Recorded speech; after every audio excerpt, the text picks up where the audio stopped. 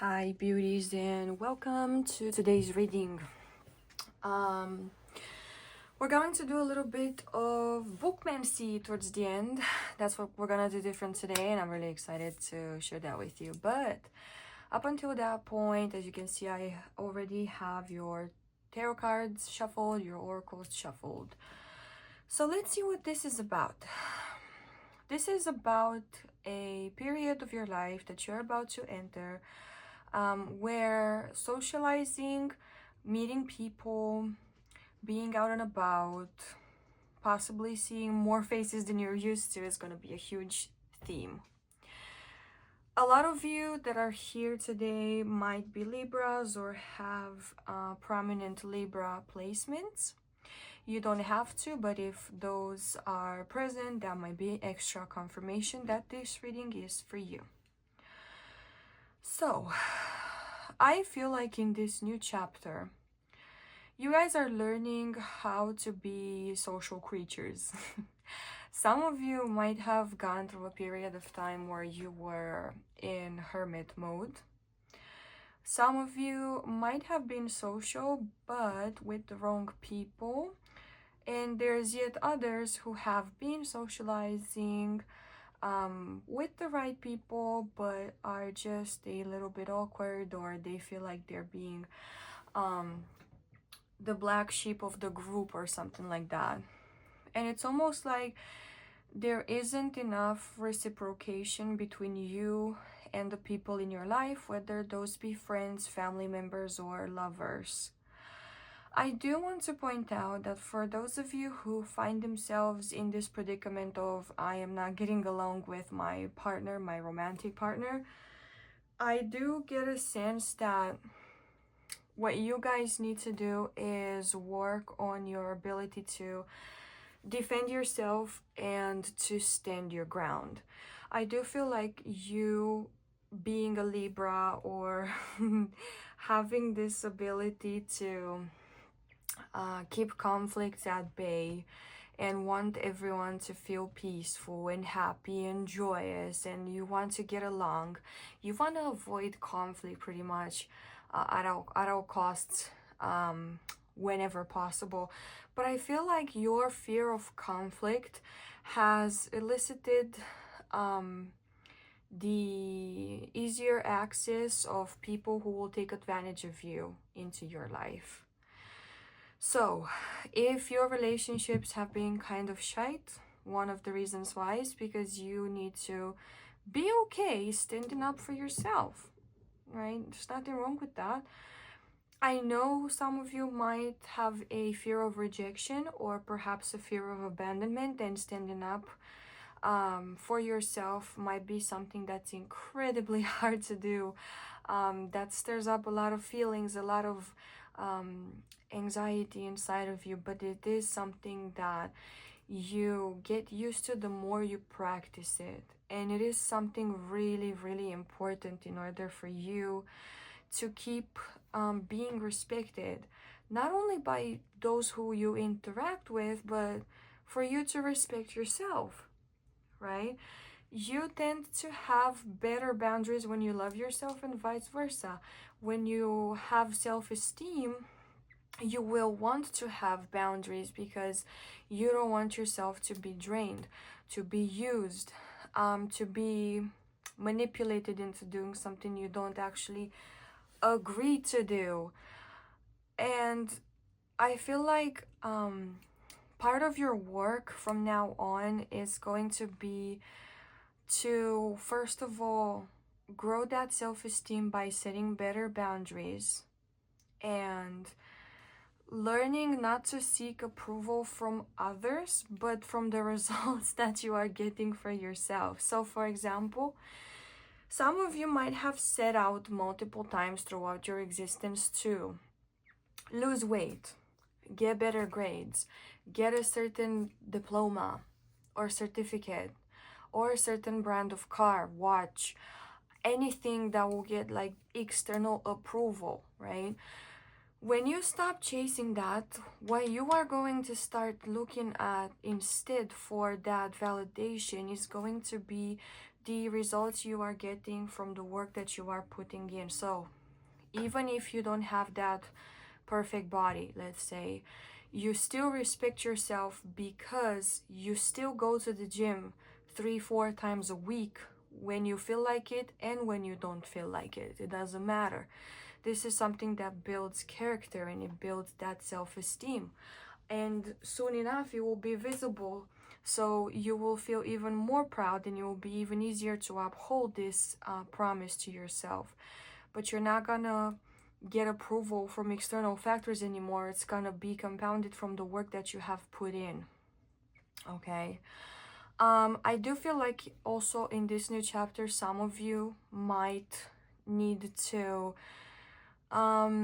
change the way you behave in social situations, and I'm gonna elaborate on that a little bit. First of all, you are going to want to have more of an opinion, and second of all, you are going to want to know how to frame and express that opinion in a way that not necessarily appeals, but in a way that is not, I heard derogatory, so I'm gonna put it out there, sure, why not, derogatory, but abrasive or coercing or forcing something down people's throats. So you can have an opinion, you can voice it, just make sure you do it in a way that you are not aggressive about it. I don't know how else to put it. So like, you don't feel the need for people to approve of you. You don't feel the need to convince people that you are right. But having an opinion is equivalent here to having a backbone, having a personality. And I feel like you need to learn to speak more than just yes or no answers. You need to actually elaborate questions and elaborate answers that are longer than 5 words. You know what I mean? Possible multiple sentences even. So yeah, that might be a little intimidating at first if you've been keeping to yourself for a while, or if you are not necessarily the extrovert type. However, this chapter is going to have you be more social, exactly because it is going to be of help to you in the future. In what way exactly? First of all, it's gonna teach you to take care of your physical appearance more. And even though you might feel like that is a superficial thing, and if you guys have Libra in your charts, you might have a either love or hate relationship with aesthetics and looks and clothes and styling yourself. But I feel like most of you will at least once in their lives, in your lives, will have experienced the joy of a great outfit or mastering a certain makeup look or something like that, and you will have felt the difference between going out in pajamas and going out really put together, really polished, right?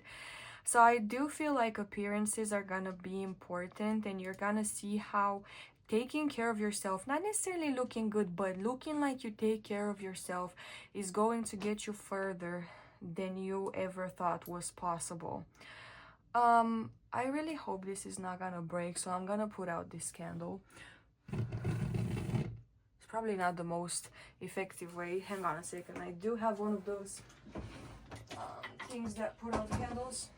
I forgot what it's called, but we're gonna do that because I heard something that sounded like a crack, so let's hope it wasn't a crack.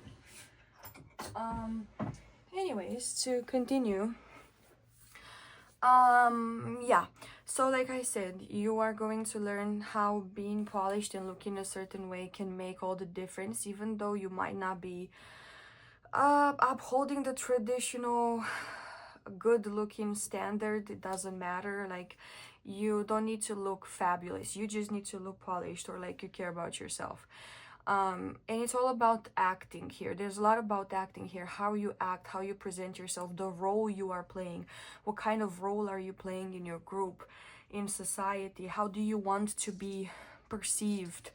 Because as much as you don't want to think that, oh, I am not just a body, or I am not just a pawn in society, I'm not just resumed to my social security number and my age and stuff like that. Yeah, you'd be correct, but how you behave and how you choose to present yourself and embellish yourself, not even necessarily in what you wear, but in how you hold yourself, right? So for example, some people might be seductive, some people might be overly joyous and positive, some people might be like having that caring, loving, warm grandma energy. Like, what's your energy? What's your flavor, if you want? And I feel like you're gonna be experimenting with various types of flavors, not so much to feel included, but to stand out in a way that you are still part of the crowd, but you do stand out. It's not like taking yourself out. It's not necessarily that hermit energy. I feel like you're coming out of that hermit energy where you think you've solved all your social problems because you have taken yourself out of social situations, but in fact, you know, removing the trigger doesn't mean you've healed. So this is a very healing era for some of you when it comes to your social life and your social skills, and it's going to help you understand yourself better, and that in turn is going to have consequences, good consequences, when it comes to your career, your opportunities, what you're willing to accept, meaning that you're willing to accept more opportunities and possibly better pay, better positions, and go after your goals without as much hesitation or any hesitation at all compared to how you used to up until this point. So that's pretty much all I have for you when it comes to the cards. We're going to get into the oracle books first. And if you do want to sit down and just chill and set the intention that this message is for you, or maybe even ask a question if you want, we are going to look through 3 different books. You can totally ask 3 different questions, or just set the intention that the message is right for you and it's what you need to hear. So without further ado, the first message for you is it takes time to see that wishes can be fulfilled. And we have number 27 or 270, which numerologically would reduce to a 9. Okay. Speaking of numbers that might resonate, we have, this one doesn't have a number. This one is a 9, I believe, as well, which also reduces to a 3. And we also have a 26, which reduces to an 8, a 4, a 2. Pick any of those. For your next question, what do we have for the people watching? Make a wish! Oh my god. Your wish is ready to be granted. You will need a large fresh leaf. Don't forget to ask for permission from the plant or tree before you take the leaf. A black marker pen. 1. Write out your wish on the leaf using the black marker pen. 2. Place the leaf in a safe place. When the leaf starts to dry, take it back to a large tree. Crumple it up and offer it back to the earth at the base of the tree. Okay. So for some of you, you don't necessarily have to do that ritual as it is. You can modify it, or you can just make a wish without needing, you know, to actually make a ritual around it. Do whatever you feel comfortable with. And we also have pour love into yourself, and in turn the universe will pour love into you. And we have 311. And the last oracle book is the Book of Answers. So let's see, what do you need to hear? Press for closure. All right. And before we end this video, I am also going to do a little bit of bookmancy, like I said. First of all, I have this sticker book, which I absolutely love. I love sticker books, especially the ones with hardcovers. And I'm going to open a random page, and whatever you see on that page might be a sign for you or confirmation for you that this message is right for you, or it might confirm things you've been seeing, hearing, dreaming about, signs and symbols that you might have been coming across. And we have the letter R. Okay, I am not sure why this is under R, like this is a knot, so I'm not sure if you guys know what this is called. Rope? Oh, it's rope, stupid. Okay, rope. Ties. I also heard the ties that bind. What else do we have? A rabbit, a rose. Okay, whatever resonates with you here, take it as it does. A rhombus. Okay. And last but not least, I am going to do that final book mercy thing where we actually look at a book with text. Oh my god, imagine. And I chose the Encyclopedia of Spirits for this one. So let's see, what do you need to know? I'm going to open this at a random page. I'm going to close my eyes and kind of just do like that on the page, and we'll see what we land on. Okay, what deity, what spirit we land on. And let's say this one. Okay, that's a lot of writing. If you want to pause and read this, go for it. If not, I'm gonna read it for you, because what the hell, what else what else do I have to do with my life, right? So we have Kikimora, also known as Shishimora, origin Slavic. I'm Slavic, hi! The Kikimora is a female house spirit with dominion over spinning, weaving, and needlework. There is not one Kikimora but many. Theoretically, every household may have one. She may or may not be married to the domovoi, the Russian male house spirit. If she's happy with the family with whom she lives, then she'll serve as their guardian, tending family chickens and helping with housework and needlework. But beware if she's unhappy. The Kikimora will create havoc. She demonstrates displeasure by moving objects around and causing significant items to go missing. She also throws things, sometimes aiming at people. Okay, moody. Her aim is allegedly quite good. Okay, wasn't expecting that. Although she is reputedly very small, based on the weight of the items she is describing as throwing, the Kikimora is very powerful. The Kikimora is not an innately malicious spirit. She can be helpful. She possesses powerful psychic talents and will warn her family of impending disaster and the arrival of enemies. However, she can be a difficult and challenging spirit to work with and keep happy. The Kikimora is a chicken goddess, but not necessarily a chicken guardian. She has affinities with poultry, either caring for them or tormenting them. She may pluck their feathers or scare them so they won't lay eggs unless the chicken yard is magically protected. For example, a field stone containing a natural hole placed in the chicken yard is a traditional magical remedy to protect chickens from her. The Kikimora is sometimes associated with Baba Yaga, who also has affinities with chickens. Both spirits reward and favor women who perform traditional women's work skillfully and graciously. The Kikimora sleeps in dark corners of the home, such as behind the stove or in the cellar. Although the Kikimora is a house spirit, she is capable of travel and apparently enjoys visits to the bathhouse, where she is frequently encountered. She is an oracular spirit, but she tends to deliver warnings of misfortune rather than happy news. She does not explicitly deliver her information, but her appearances, actions, and behavior may be interpreted for clues. To witness her seated by the home's entrance was interpreted as an ominous sign. To witness the Kikimora spinning was believed to be a harbinger of impending death. In his stone poem Kikimora, Russian composer Anatoly Lyadov, you can read the dates, describes this house spirit as a tiny brown witch with a thimble-sized head and a body no wider than a straw.